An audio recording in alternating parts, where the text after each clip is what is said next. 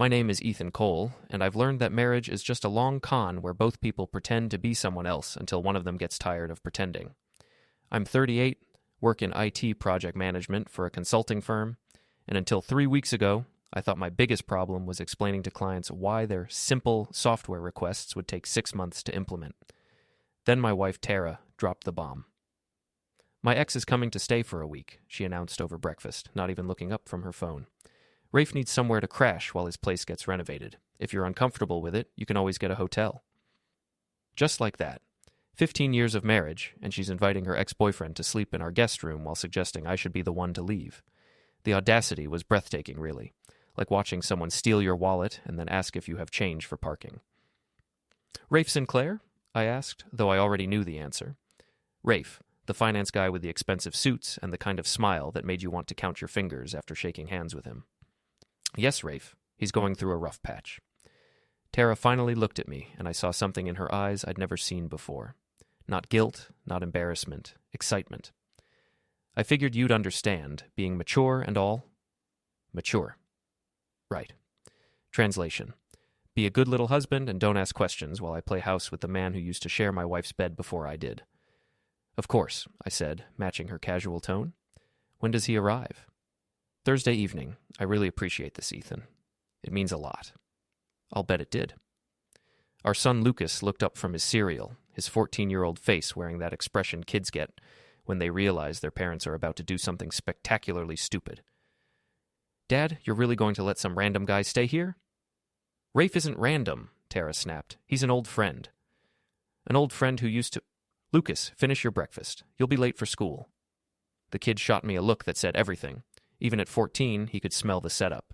But Tara was already moving, gathering her things for work, humming under her breath like she just won the lottery. After they left, I sat in our kitchen, or our beautiful, expensive kitchen in our beautiful, expensive apartment, and felt something shift inside me. Not anger, exactly. Something colder, more focused. I called my office and told them I'd be working from home for a few days. Then I made some phone calls. The first call went to Marcus Thompson, my buddy from college who now taught high school, and had a gift for seeing through people's nonsense. You're not seriously going to let this happen, he said after I explained the situation. Oh, I'm going to let it happen, I replied. I'm just not going to be here to watch.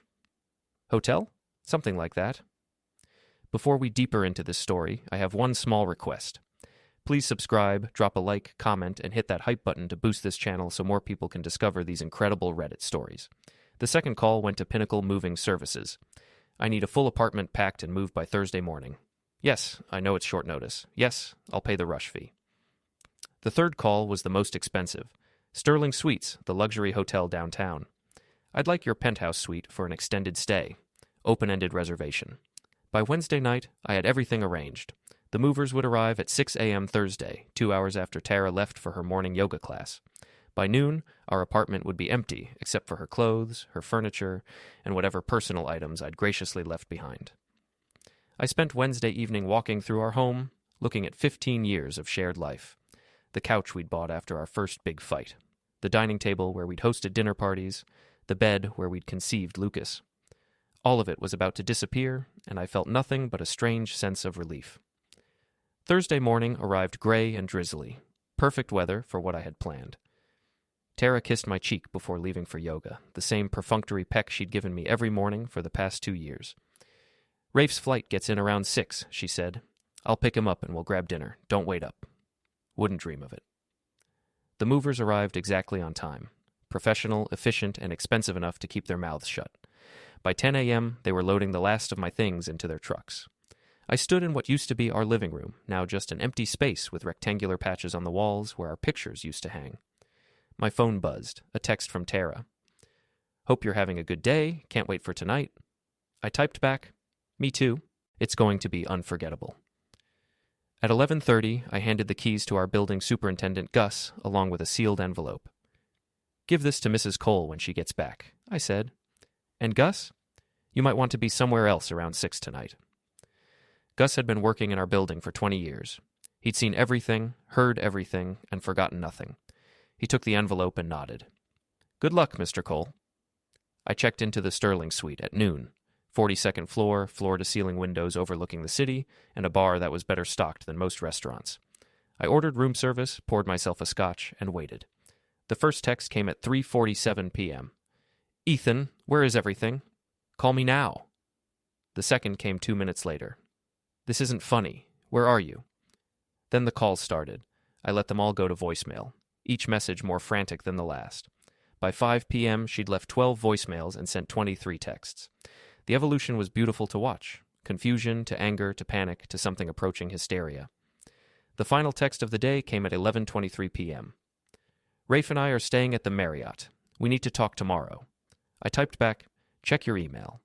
The email I'd sent contained 3 attachments: a copy of the lease termination I'd filed that morning, a forwarding address for her mail, her sister's place across town, and a brief note explaining that since she'd wanted space for her relationship with Rafe, I'd decided to give her all the space she could ever want. I slept better that night than I had in months. Friday morning brought a new barrage of calls and texts, but I was already moving to Phase 2. See, the beautiful thing about working in IT is that you learn to think systematically. Every problem has a solution, and every solution has steps. Tara thought she was playing chess, but she'd actually started a game of Jenga, and I was very good at finding the right blocks to pull. The call I'd been waiting for came at 10:15 a.m. Richard Brennan, the HR director at Tara's company. "Ethan, I know this might be awkward given your situation with Tara, but we have a position opening up that would be perfect for you. Department Manager, IT Systems Integration. The pay is excellent, and frankly, we need someone with your skills." I pretended to consider it. "I don't know, Richard. Working at the same company as my wife, it could be complicated." "Actually, you'd be managing her department. Complete oversight of HR systems and personnel management technology. I know it's a big change, but think about it. Managing her department, meaning I'd be her boss. When would you need an answer?" "How about Monday? We're looking to fill the position immediately." After hanging up, I walked to the window of my suite and looked out at the city. Somewhere down there, Tara was probably trying to figure out how her perfect plan had gone so wrong. She'd wanted to have her cake and eat it too, to keep her stable marriage while exploring her options with Rafe. But she'd made one crucial mistake. She'd underestimated me. I picked up my phone and called Richard back. "I'll take the job." Monday morning, I walked into Brennan & Associates, wearing my best suit and carrying a leather briefcase that cost more than most people's monthly rent. The receptionist, a young woman named Amy, who'd always been friendly when I'd visited Tara at work, did a double take. "Mr. Cole, are you here to see Tara?" "Actually, I work here now. IT department manager. Could you direct me to my office?"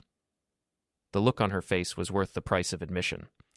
My office turned out to be on the 7th floor, with a view of the parking garage and direct oversight of the HR department, which meant I could see right into Tara's cubicle from my desk.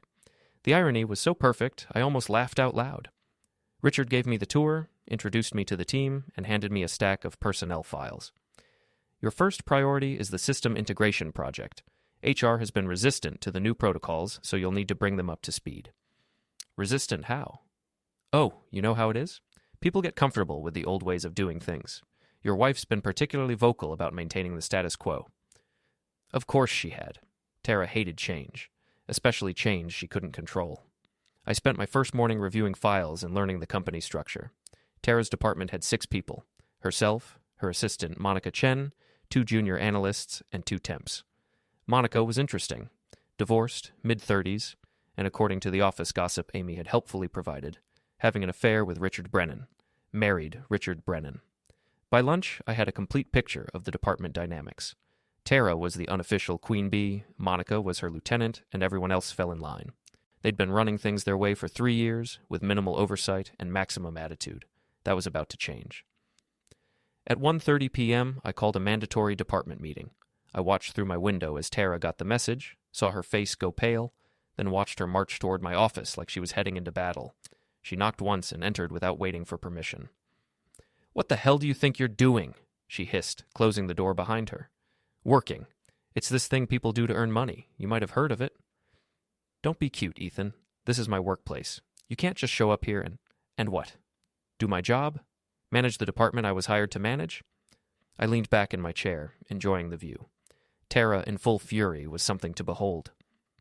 "I'm sorry. Did you think you had some kind of ownership over this place? I've been here for 5 years. I have relationships, responsibilities."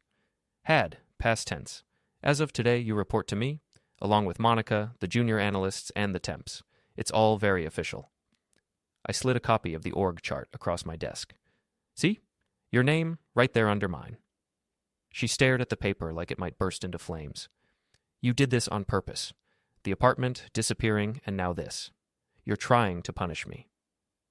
Punish you? Tara, I'm trying to move on with my life. The apartment was too expensive for one person, so I found something more suitable. This job opportunity came up, and I took it. Everything else is just coincidence. Coincidence? Her voice was flat. Right. Speaking of which, how's Rafe? I hope he's enjoying his stay in the city. Extended vacation, is it? Her jaw tightened. Rafe is none of your business. You're absolutely right. Just like my living arrangements are none of yours, and my career choices are none of yours. Funny how that works. The meeting at 2 o'clock was a thing of beauty. I'd prepared a presentation on the new system protocols, complete with implementation timelines and individual assignments. Tara sat in the back row, arms crossed, radiating hostility. Monica kept shooting nervous glances between us. The junior staff looked like they'd rather be anywhere else. The old system allowed for a lot of flexibility, I explained, clicking through slides that detailed every shortcut and workaround the department had been using. Unfortunately, flexibility often means inconsistency, and inconsistency means errors, and errors mean liability. I assigned Monica to lead the database cleanup project, a mind-numbing task that would take weeks. Tara got the joy of retraining the entire department on proper documentation procedures. The junior staff got to rebuild 3 years' worth of improperly filed reports. Any questions? I asked. Tara's hand shot up. These timelines are unrealistic. We have other responsibilities. Had other responsibilities. This is your priority now. Everything else gets delegated or delayed. You can't just come in here and change everything overnight. Actually, I can. It's literally my job. I smiled. But I appreciate your feedback. I'll make sure to note your concerns in your performance review. After the meeting, I watched the department scatter like startled birds. Monica lingered, clearly wanting to say something, but ultimately thought better of it. Tara was the last to leave, and she paused at the door. This isn't over, she said quietly. I know. We haven't even gotten to the fun part yet. That evening, I treated myself to dinner at the hotel restaurant and planned Phase 3. The beauty of working in the same building as your target is that you learn things, like the fact that Monica and Richard had been using the company credit card for their romantic dinners, or that Tara had been padding her expense reports for months, or that the entire HR department had been playing fast and loose with overtime regulations. I didn't plan to use any of that information directly. I wasn't looking to get anyone fired or arrested, but information was power, and power was leverage, and leverage was what I needed to complete my project. Tuesday morning brought a surprise visitor, Rafe Sinclair himself, standing in my office doorway like he owned the place. He was everything I remembered, tall, expensively dressed, and radiating the kind of confidence that came from never having to face real consequences for his actions. Ethan, we need to talk. Do we? I don't recall making an appointment. I didn't look up from my computer. Amy at the front desk can schedule something if it's important. It's about Tara. What about her? He closed the door and sat down without being invited. Look, I know this is awkward, but we're all adults here. Tara and I have history, and we're exploring the possibility of a future together. I think it would be better for everyone if you could find a way to be supportive. I finally looked at him. Really looked. He was nervous, I realized, trying to project authority but fundamentally unsure of his ground. Supportive how? This job, for starters. Tara says you are making things difficult for her at work. That's not fair, and it's not professional. I see. And you felt qualified to come here and discuss my professional conduct because I care about Tara, and because this affects me too. How does my job performance affect you, Rafe? He shifted in his chair. Tara's stressed. When she's stressed, it impacts our relationship. I'd prefer to avoid unnecessary drama. Unnecessary drama. I repeated the phrase slowly, tasting it. You mean like moving in with a married woman? That kind of unnecessary drama? Tara told me you two were separated. Did she? Interesting. When exactly did this separation occur? She said you'd been having problems for months. Problems, right. I leaned forward. Rafe, let me ask you something. When you decided to explore possibilities with my wife, did you consider the fact that we have a teenage son, or that we own property together, or that 15 years of marriage doesn't just evaporate because someone gets bored? Look, I didn't come here to discuss your marriage. No, You came here to ask me to make your affair more convenient. Sorry, but I'm not that accommodating." He stood up, and for a moment I thought he might try to intimidate me physically. Instead, he straightened his tie and headed for the door. "This doesn't have to be adversarial," he said. "You're right, it doesn't have to be, but it's going to be anyway." After he left, I made a note in my calendar. Research Rafe Sinclair. Then I got back to work. By Thursday, the new system protocols were causing exactly the chaos I'd expected. Monica was drowning in database cleanup, Tara was buried in documentation requirements, and the junior staff was working overtime to rebuild their files. The department that had been running like a well-oiled machine was now grinding along like a car with sugar in the gas tank. And through it all, I maintained perfect professional demeanor.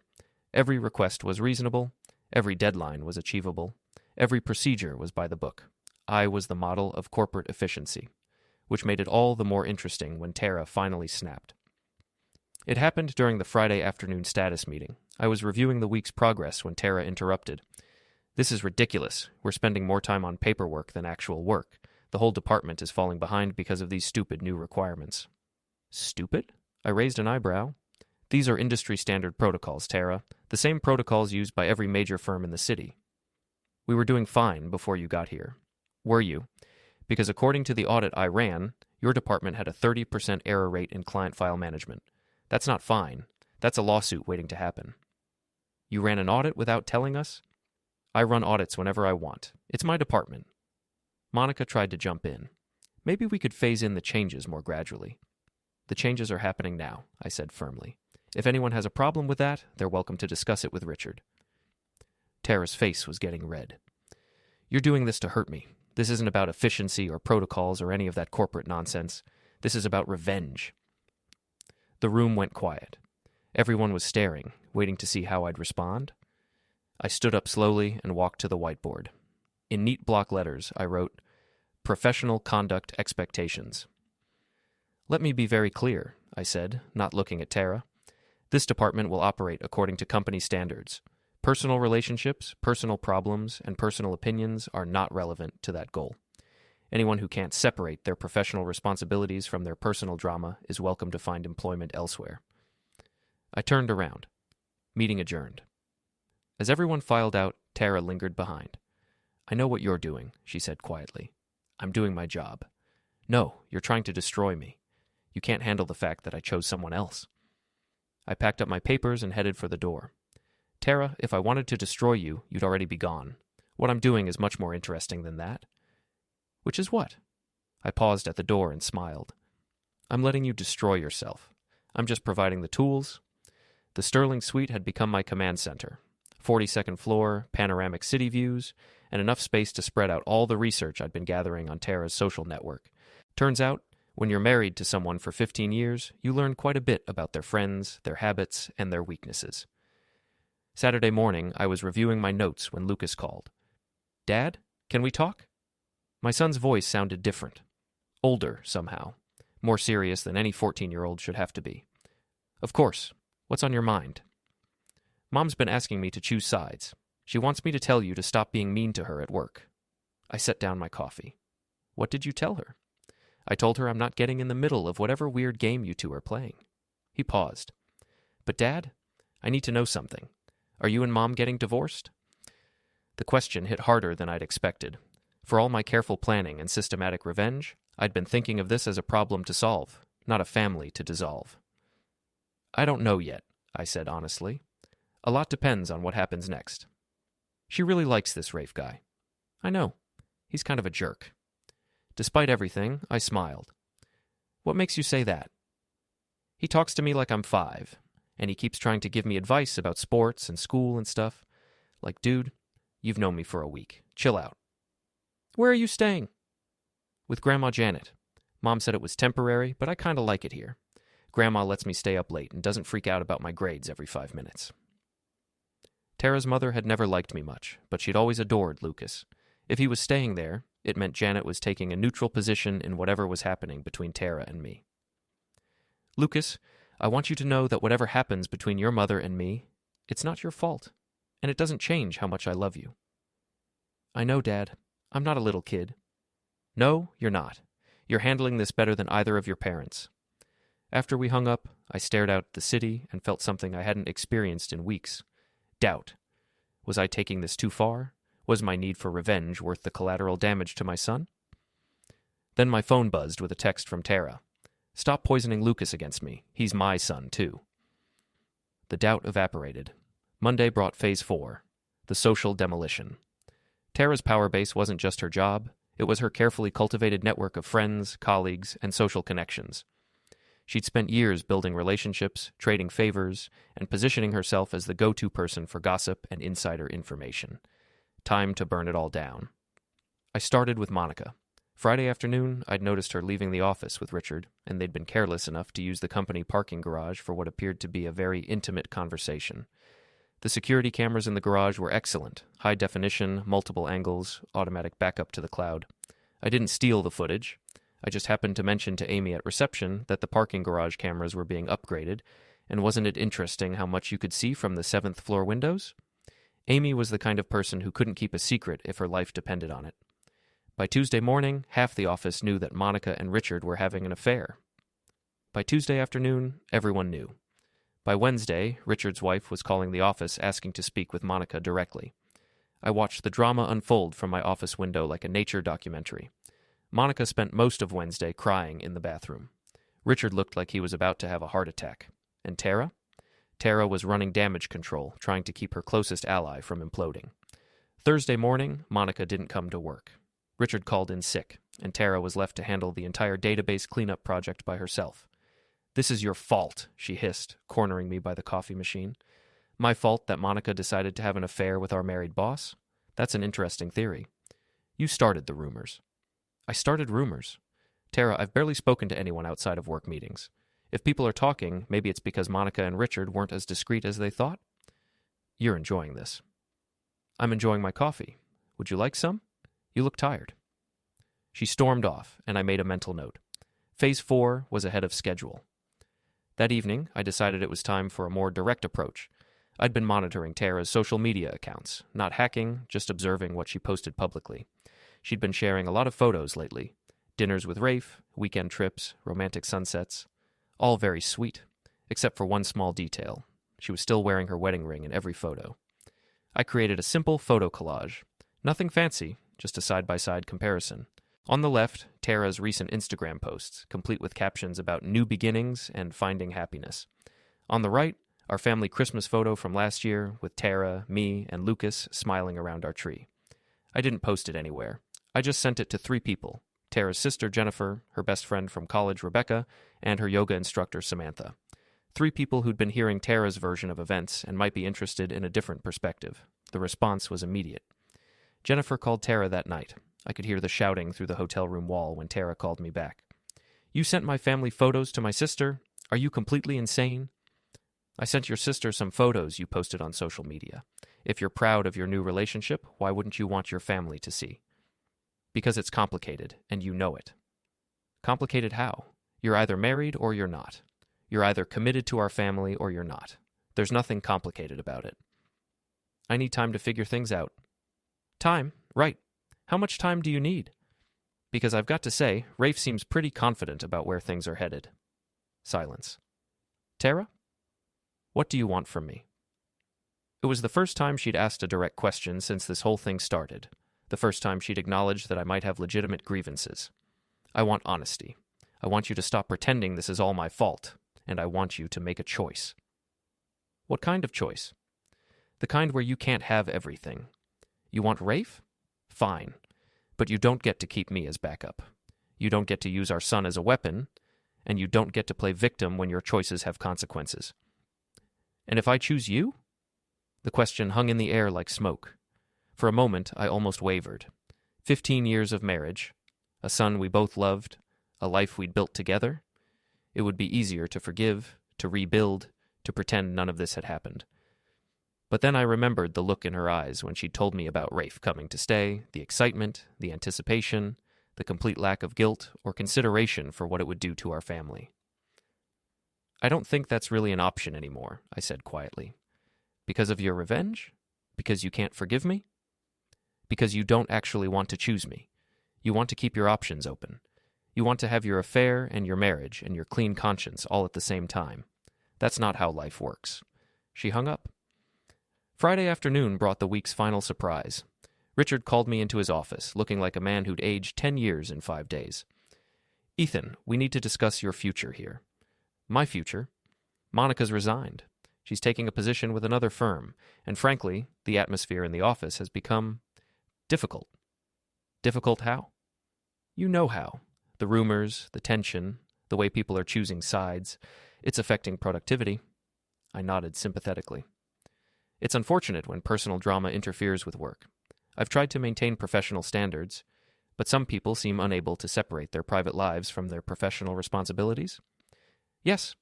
Well, Richard cleared his throat. The thing is, Tara's been here longer than you have. She has established relationships, institutional knowledge. If someone has to go, are you firing me? I'm suggesting that perhaps this arrangement isn't working out for anyone. I leaned back in my chair and smiled. Richard, can I ask you something? How long have you been having an affair with Monica? His face went white. I don't know what you're talking about. Company credit card records are fascinating reading, especially when you cross-reference them with calendar appointments and parking garage security footage. Are you threatening me? I'm observing that this conversation is very interesting timing. Your girlfriend quits, your wife finds out about the affair, and suddenly you want to fire the one person who's actually been doing his job properly. This has nothing to do with. It has everything to do with it. You want me gone because I'm inconvenient, because I represent accountability in a workplace that's been running on favoritism and personal relationships. I stood up and straightened my tie. Here's what's going to happen. I'm going to keep doing my job, Tara's going to keep doing her job, and you're going to stay out of both our ways while you figure out how to explain to your wife why the company credit card was used for romantic dinners at Le Bernardin. I can't what? Do my job, maintain professional standards, expect the same from everyone else? I headed for the door. Richard, I'm not the problem here. I'm the solution. The sooner you realize that, the easier this gets for everyone. That evening, I sat in my suite and reviewed the week's progress. Monica was gone, Richard was neutralized, and Tara was isolated. Her support network was crumbling, her work situation was untenable, and her family was asking uncomfortable questions. But I wasn't done yet. Phase 5 would be the most delicate, turning her social circle against her completely. And for that, I'd need to get creative. I poured myself a scotch and started planning the party. The party invitation was a masterpiece of passive aggression. Simple white cardstock, elegant font, just the right tone of wounded dignity. Ethan Cole cordially invites you to a moving forward celebration. Join me as I embrace new beginnings and celebrate the end of one chapter and the start of another. Cocktails, conversation, and closure. Saturday, 7 p.m., Sterling Suite Penthouse. I sent it to 43 people, mutual friends from our marriage, colleagues from both our workplaces, neighbors from our old building, and a few carefully selected wildcards. The responses came back within hours. Everyone wanted to see what Ethan Cole had to say about his wife's very public affair. But the party was just the opening act. The real show would be the financial forensics I'd been conducting all week. 15 years of marriage means 15 years of shared accounts, joint investments, and financial entanglement. Tara had always handled the day-to-day money management, paying bills, balancing checkbooks, managing our savings. I'd been happy to let her take care of it, trusting that she had our family's best interests at heart. That trust, it turned out, had been misplaced. The irregularities started showing up as soon as I began examining our accounts with a professional eye. Small withdrawals, just under the threshold that would trigger automatic notifications, cash advances that didn't match any purchases I could remember, credit card charges at restaurants and hotels during times when I'd been home with Lucas.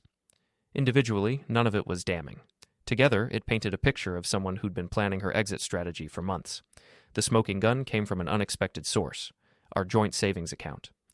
3 weeks ago, the same day she'd announced Rafe's impending visit, Tara had transferred $15,000 to a new account I'd never seen before, an account with both her name and Rafe's on it. They'd opened a joint account.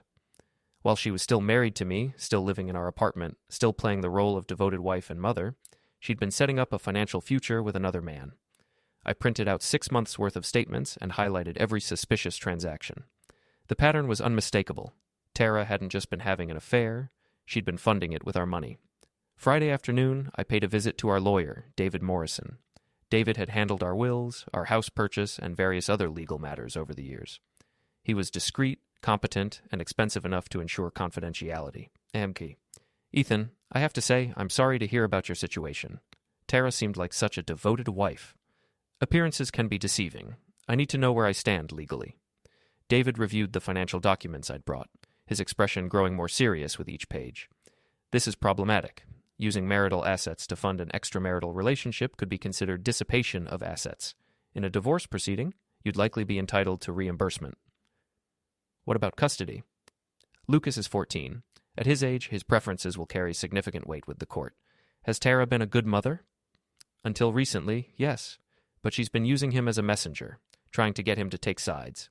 He's staying with his grandmother right now because he doesn't want to be in the middle of it. That actually works in your favor. It shows you're prioritizing his well-being over the conflict. David leaned back in his chair. Ethan, can I give you some advice? Whatever you're planning with this party tomorrow night, be careful. Divorce proceedings can get ugly quickly, and anything you do now could be used against you later. I'm not planning anything illegal. I didn't say illegal. I said be careful. Saturday evening arrived crisp and clear, perfect weather for destroying someone's social standing. I'd hired a catering service, a bartender, and a small jazz trio. The Sterling suite looked like something out of a magazine, soft lighting, elegant hors d'oeuvres, and a view of the city that made everyone who walked in stop and stare. The guests began arriving at 7. First came the colleagues, people from my old job, a few from Tara's company who were brave enough to show up. Then the neighbors, curious about what had happened to the nice couple from 12B.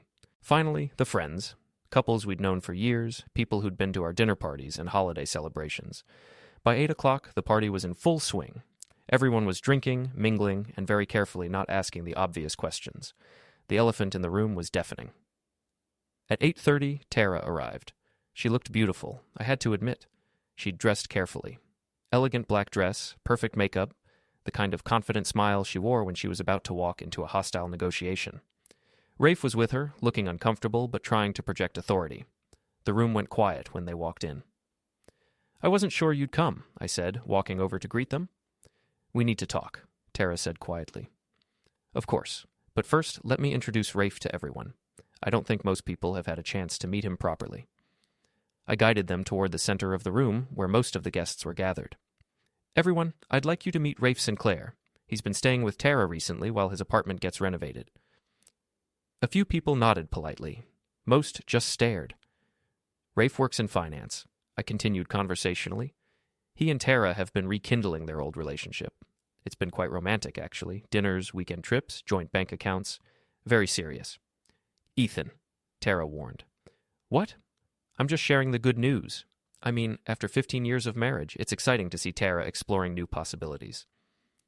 And Jennifer, Tara's sister, stepped forward. Tara, what is he talking about?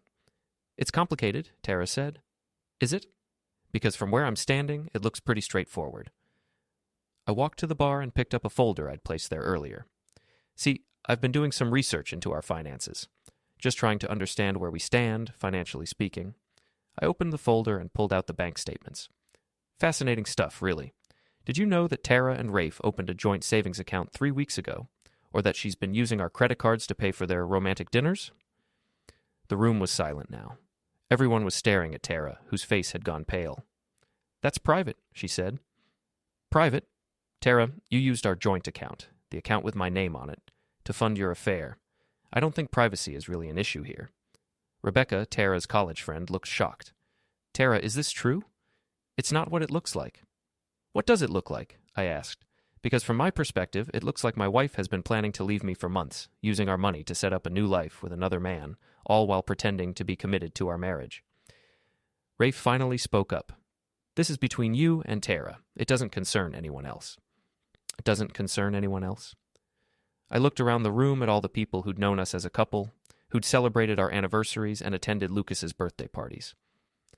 These are our friends, Rafe, people who've been part of our lives for years. Don't you think they deserve to know why their friends are getting divorced? We're not getting divorced, Tara said quickly. We're not? Then what exactly are we doing? Because I'm pretty sure that joint bank account suggests otherwise. The party was falling apart. People were whispering, staring, clearly uncomfortable with the confrontation playing out in front of them. Some were already heading for the door. Jennifer grabbed Tara's arm. We need to talk, now. As Tara's sister dragged her toward the balcony, I turned to address the remaining guests. I want to thank everyone for coming tonight. I know this is awkward, but I felt like you deserved to hear the truth directly from me rather than through gossip and speculation. I raised my glass. Here's to new beginnings, honest relationships, and the end of pretending everything is fine when it's not. A few people raised their glasses half-heartedly. Most just looked embarrassed. By 9:30, the party was over. The last guests had made their excuses and left. The catering staff was cleaning up, and I was alone on the balcony, looking out at the city lights. My phone buzzed with a text from Lucas. Mom called crying. She says you humiliated her in front of everyone. What happened? I typed back, Your mother and I had a disagreement about honesty. Are you okay? I'm fine. Grandma says adults are idiots, and I should focus on school. Grandma's a smart woman. Sunday morning brought the fallout. My phone was full of messages from people who'd been at the party, most of them some variation of, I can't believe Tara would do that, or I'm so sorry, I had no idea. But the most interesting message came from an unknown number. Mr. Cole, this is Patricia Sinclair. I believe we need to talk. Patricia Sinclair. Rafe's wife. I called the number immediately. Mrs. Sinclair, this is Ethan Cole. Thank you for calling back. I think we have a mutual problem. Your husband and my wife. Exactly. I've been trying to reach Rafe for weeks. He told me he was staying at a hotel while his apartment was being renovated, but when I called the hotel, they said he'd never checked in. He's been staying with my wife. So I gathered. Mr. Cole, I think it's time we compared notes. We agreed to meet that afternoon at a coffee shop downtown. Patricia Sinclair turned out to be an elegant woman in her 40s, impeccably dressed and radiating the kind of controlled fury that comes from years of practice. How long have you known?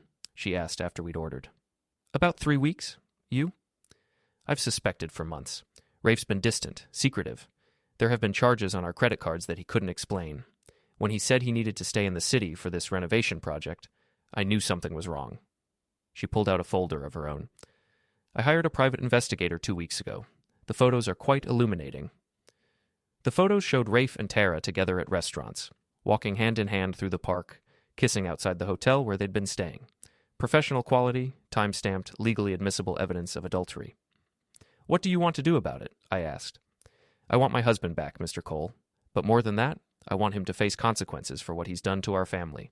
Rafe thinks he can have his cake and eat it too. He's about to learn otherwise. We spent the next hour comparing information, sharing evidence, and planning our next moves. Patricia had resources I didn't, a team of lawyers, financial investigators, and enough money to make Rafe's life very complicated very quickly.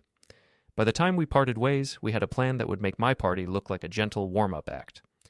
Phase 5 was about to begin, and this time I wouldn't be working alone. Patricia Sinclair was everything Tara wasn't. Methodical, patient, and absolutely ruthless when crossed. Our coffee shop meeting had evolved into a full partnership, complete with shared resources and coordinated strategy. She had the money and connections. I had the inside knowledge and technical skills. Together, we were going to make sure both Rafe and Tara understood the real cost of their choices. The charity gala is perfect, Patricia explained over lunch Tuesday afternoon. Rafe's been planning to attend for months. It's a major networking event for his industry, or rather, his former industry. He doesn't know yet that I've had him blacklisted from every major firm in the city. How did you manage that? Rafe's reputation was built on my family's connections. When those connections learn he's been stealing from our joint accounts to fund an affair, they tend to reconsider their professional relationships. I had to admire her thoroughness. While I'd been focused on making Tara's life difficult at work, Patricia had been systematically dismantling Rafe's entire career. What about the presentation? I asked.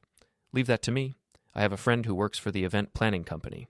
Getting access to their AV system will be simple. The Riverside Children's Foundation Gala was the kind of event Tara had always loved. Elegant venue, expensive tickets, opportunity to see and be seen by the city's social elite. She'd bought tickets months ago, back when she was still pretending our marriage was solid. According to her social media posts, she was still planning to attend, with Rafe as her date, naturally. Wednesday morning brought a call from David Morrison, my lawyer.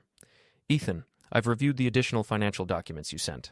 The situation is even worse than we initially thought. How much worse? Tara's been systematically moving money out of your joint accounts for 6 months. The total amount approaches $40,000. Combined with the evidence of adultery, you're looking at a very favorable divorce settlement. What about custody? I spoke with Lucas yesterday, with your permission. He's a smart kid, Ethan. He understands what's happening, and he's made his preferences clear. Any judge would take his wishes into account. And if Tara fights it, with this evidence, she'd be foolish to try. Her lawyer will advise her to settle quickly and quietly. Thursday afternoon, I received an unexpected visitor at my office. Tara's mother, Janet, looking older than I remembered, but still carrying herself with the dignity that had always made me respect her. "Ethan, we need to talk." "Of course. Please, sit down." She settled into the chair across from my desk and studied me for a long moment. "You look good. Rested. I can't say the same for my daughter." "I'm sorry to hear that." "Are you? Because from what I can see, you've been working very hard to make Tara's life miserable." I leaned back in my chair. "Janet, your daughter invited another man to move into our home while suggesting I find somewhere else to stay. Everything that's happened since then has been a natural consequence of that decision. She made a mistake. She made a choice. Multiple choices, actually. The mistake was thinking she could make those choices without consequences." Janet sighed. "Lucas is worried about both of you. He loves you, Ethan, but he loves his mother, too. This war you're fighting is tearing him apart." "I'm not fighting a war. I'm protecting my interests and my son's future. If Tara wants to end this, she knows what she has to do." "Which is what?" "Make a real choice. Not the pretend choice where she gets to keep everything and everyone. A real choice with real consequences." "And if she chooses Rafe?" "Then she chooses Rafe. But she doesn't get to choose Rafe and keep our money, our friends, our family connections, and her reputation intact. Actions have consequences, Janet. I'm just making sure she experiences them." Friday evening, Patricia and I met for a final planning session. The gala was tomorrow night, and everything had to be perfect. "The slideshow is ready," she reported. 43 slides covering 6 months of evidence. Photos, bank records, credit card statements, hotel receipts. Everything time-stamped and verified. "And the timing?" "Right after dinner, during the silent auction presentation. Maximum audience, minimal opportunity for damage control." I reviewed the slides on her laptop. They told a complete story. The secret meetings, the joint bank account, the systematic deception of both spouses. It was devastating and undeniable. "Are you sure you want to do this?" I asked. "Once this goes public, there's no taking it back." Patricia's smile was ice cold. "Ethan, my husband has been lying to me for months, stealing from our accounts, and flaunting his affair at social events. He chose to make this public when he started showing up at parties with your wife. I'm just providing context." Saturday evening, the Riverside Ballroom was transformed into an elegant wonderland. Crystal chandeliers, white linens, flowers that probably cost more than most people's monthly salary. The city's elite were out in force, dressed in their finest and ready to spend money for a good cause. I arrived alone, wearing my best tuxedo and carrying myself with the quiet dignity of a man who had nothing to hide. Several people approached me with carefully worded condolences about my situation, and I accepted their sympathy graciously. At 8:15, Tara and Rafe made their entrance. They looked like the perfect couple, Tara in a stunning red gown that I recognized as one she'd bought for our anniversary last year, Rafe in an expensive tuxedo that probably cost more than my monthly hotel bill. They worked the room like politicians, greeting friends and colleagues with practiced smiles. I watched from across the ballroom as they mingled, noting who spoke to them warmly and who kept their interactions brief and polite. The social calculus was already shifting. Word of last weekend's party had spread through their circle, and people were choosing sides. Dinner was served at 9. I'd been seated at a table with several colleagues from my new job, far enough from Tara and Rafe to avoid awkward conversation, but close enough to observe their behavior. They were putting on a good show, laughing, holding hands, playing the role of happy couple. But I could see the strain. Tara kept checking her phone, and Rafe looked like a man who'd rather be anywhere else. They were performing happiness rather than feeling it. At 10:30, the evening's program began. The Foundation's director gave a heartfelt speech about the children they served. A young girl who'd benefited from their programs spoke about her dreams for the future. Then came the silent auction presentation, where major donors were recognized and special items were highlighted. Patricia had positioned herself near the AV controls, elegant and invisible in her black gown. When the auction coordinator stepped away from the podium, she moved smoothly into place. "Ladies and gentlemen, we have a special presentation this evening. A story of generosity, partnership, and the importance of transparency in all our relationships." The lights dimmed, and the first slide appeared on the massive screen behind the podium. It was a photo of Rafe and Tara kissing outside a restaurant, time-stamped 3 months ago. The ballroom went silent. "This is a story about two people who found love," Patricia's voice continued, calm and professional. "Unfortunately, they found it while married to other people. The next slide showed bank records, joint accounts, transfers, expenses, all clearly labeled with dates and amounts. I watched Tara's face across the room. She'd gone completely white, her mouth open in shock. Rafe was frantically trying to get someone's attention, gesturing toward the screen, but no one was paying attention to him. Everyone was staring at the presentation, watching 6 months of deception play out in high definition. The slides continued: hotel receipts, restaurant bills, vacation photos, a complete documentation of an affair funded by stolen money and built on lies. By the time the presentation ended, half the ballroom was empty. People had quietly gathered their things and left, unwilling to be associated with the scandal unfolding before them. Tara was crying. Rafe looked like he wanted to disappear into the floor, and Patricia stood at the podium, smiling serenely. "Thank you for your attention," she said. "And remember, transparency is the foundation of all healthy relationships." The aftermath was swift and brutal. By the time I made it to the parking garage, Rafe was screaming at Tara beside his car. "This is your fault! You said he wouldn't fight back. You said he was too weak to do anything." "I didn't know about his wife. You told me you were separated." "I am separated. As of tonight, I'm separated from everything." I approached them slowly, hands in my pockets, the picture of casual confidence. "Rough evening?" I asked. Rafe spun around, his face red with fury. "You think this is funny? You just destroyed both our careers." "I didn't destroy anything. I just provided some context for your choices." He took a step toward me, and for a moment I thought he might actually try to hit me. Instead, he seemed to deflate, the fight going out of him all at once. "What do you want?" he asked quietly. "I want you to disappear. Leave the city, leave my wife alone, and never contact my family again." "And if I don't?" "Then Patricia and I will make tonight look like a warm-up act. We have 6 months of evidence, Rafe. Tonight was just the highlights." Tara finally spoke up. "Ethan, please, can we talk privately?" "I don't think we have anything to discuss." "I'll do anything. I'll end it with Rafe. I'll come home. I'll make it right." I looked at her for a long moment. This woman I'd loved for 15 years, now desperate and broken in a parking garage. "Tara, 3 weeks ago, you could have made that choice. A week ago, maybe. But not tonight. Tonight, you're just trying to minimize the damage. So what happens now? Now you live with the consequences of your choices. Both of you." I walked away, leaving them standing in the parking garage, and for the first time in months, I felt truly free. The war was over. I'd won. But the real victory wouldn't come until tomorrow. Sunday morning dawned gray and stormy, with the kind of weather that makes you want to stay inside and contemplate the ruins of your enemies. I was having coffee in my suite, reading the society pages online when the first articles appeared. Charity Gala Scandal Rocks City Elite. Power couples affair exposed in dramatic presentation. Financial fraud allegations surface at fundraising event. The photos were everywhere. Tara crying in her red dress. Rafe looking panicked beside his car. Patricia standing calmly at the podium like an avenging angel in designer clothing. My name was mentioned, but only as the wronged husband who'd been betrayed by his wife's systematic deception. Perfect. My phone had been buzzing all morning with calls and texts, but I'd ignored them all. There would be time for conversations later. Right now, I wanted to savor the moment. The storm outside was getting worse, rain lashing against the windows of the 42nd floor. Lightning flickered in the distance, and thunder rolled across the city like artillery fire. It was the kind of night that made you grateful to be safe and warm and far above the chaos below. At 3 o'clock, my phone rang. Lucas. "Dad, are you okay?" "I'm fine. How are you holding up?"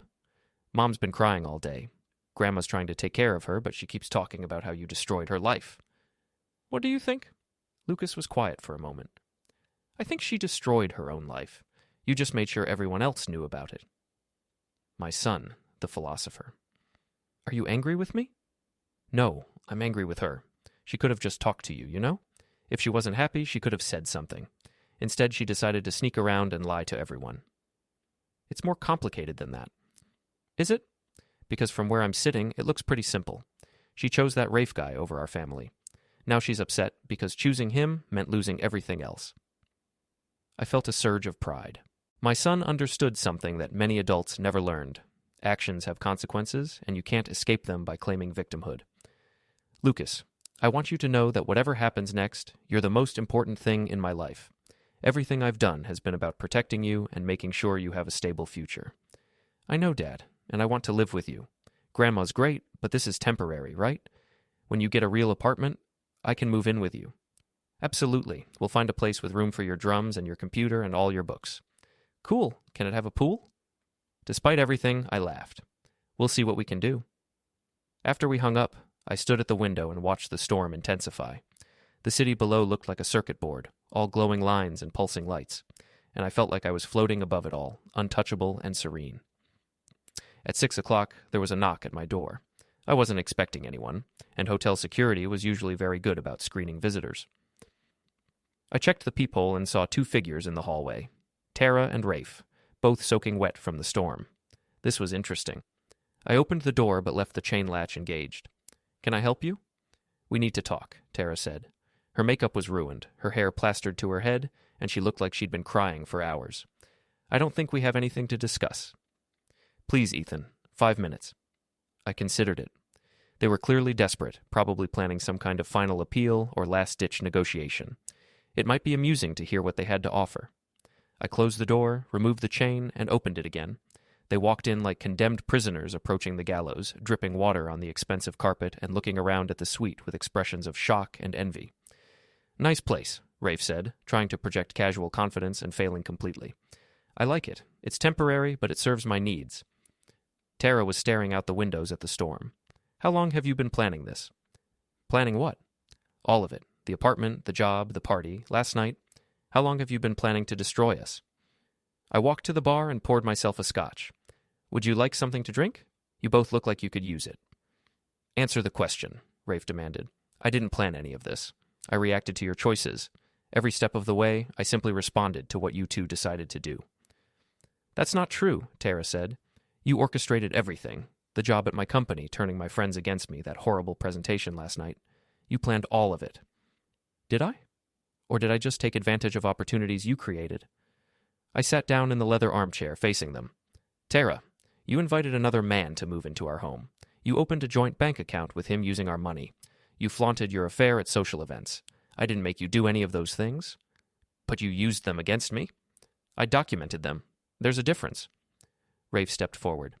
Look, we get it. You're angry. You have every right to be. But this has gone far enough. We're willing to make things right. Make things right how? I'll pay back the money, Tara said quickly. Every penny, and I'll end things with Rafe. We can go to counseling, work through our problems, save our marriage. And what about you, Rafe? What are you offering? I'll disappear, leave the city, never contact Tara again. You win, I lose. Game over. I sipped my scotch and studied them. They were both desperate, broken, willing to say anything to make the pain stop. A week ago, this offer might have been tempting. The chance to reclaim my marriage, rebuild my family, pretend none of this had ever happened. But I'd learned something important over the past 3 weeks. I didn't want my old life back. I'd liked the person I'd become during this process. The strategic thinking, the careful planning, the satisfaction of seeing justice served.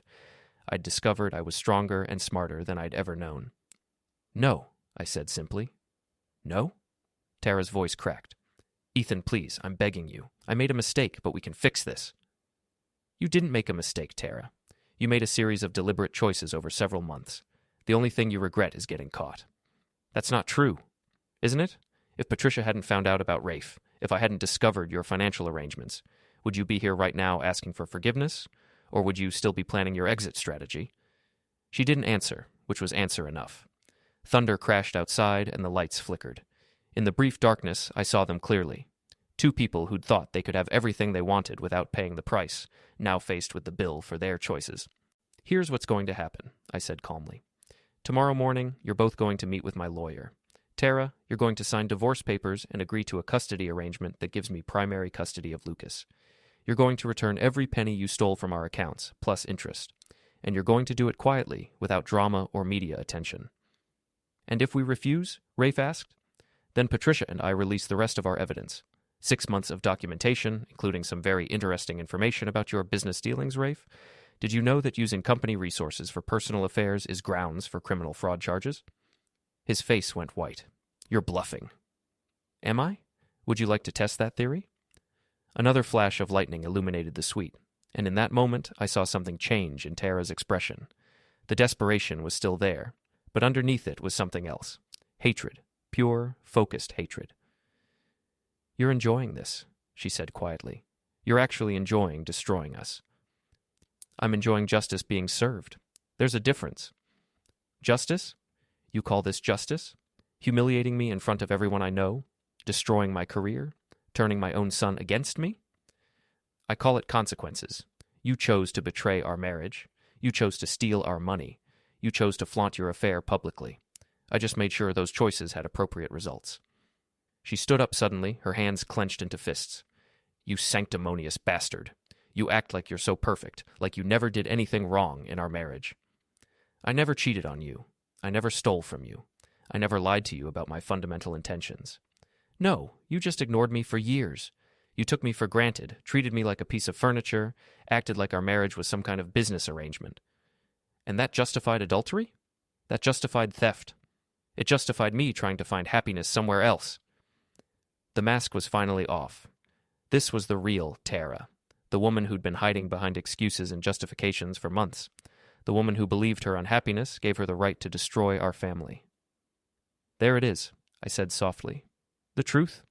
You weren't trying to save our marriage or work through our problems. You were trying to replace me while keeping all the benefits of being married to me. I was trying to figure out what I wanted. No, you were trying to have everything, the stability of marriage and the excitement of an affair, the security of our joint assets and the thrill of a new relationship. You wanted it all, Tara, and when you couldn't have it all, you decided to take what you could and run. Rafe had been quiet during this exchange, but now he spoke up. This is pointless. We're not getting anywhere. You're right, I agreed. We're not, because there's nothing to negotiate. You both made your choices, and now you get to live with them. I stood up and walked to the window, looking out at the storm. The rain was coming down in sheets now, and the wind was howling like a living thing. The offer stands until tomorrow morning, I said without turning around. Sign the papers, return the money, and disappear quietly, or face the consequences of continued resistance. I heard them moving behind me, gathering their things, preparing to leave. But then Tara spoke again, and her voice was different, colder. You think you've won, don't you? You think you're so clever, so in control. I turned around. She was standing by the door, and something in her posture had changed. The desperate, pleading woman was gone, replaced by someone harder and more dangerous. But you made one mistake, Ethan, one crucial mistake. Which is? You forgot that I know you. I know all your weaknesses, all your secrets, all the things you're ashamed of, and if you think I'm going down without a fight, you're wrong. Are you threatening me? I'm promising you. If you don't back down, if you don't give me a way to save face and salvage something from this mess, I'll make sure you regret it. Lightning flashed again, and in that brief illumination I saw something that made me smile. She was bluffing, completely, desperately bluffing. She had nothing left to threaten me with, no leverage to use, no secrets that could hurt me. This was the last desperate gambit of someone who'd run out of options. Tara, I said gently, you're welcome to try. But remember, I've been planning for this conversation since the day you invited Rafe to stay in our home. Do you really think I haven't prepared for whatever you might do next? Her confidence wavered, and I saw doubt creep into her eyes. The offer expires tomorrow morning, I repeated. Not after that, things get much more difficult for both of you. They left without another word, and I listened to their footsteps fade down the hallway. Then I walked back to the window and watched the storm rage over the city. It was almost over. Tomorrow would bring the final surrender, the signed papers, the official end of 15 years of marriage. Lucas would come to live with me, we'd find a new home together, and I'd finally be free to build the life I actually wanted. I poured another scotch and raised it to the storm. To new beginnings, I said aloud, and the end of pretending. The thunder answered like applause, and I knew I'd won completely. The war was over, and I was the only one left standing.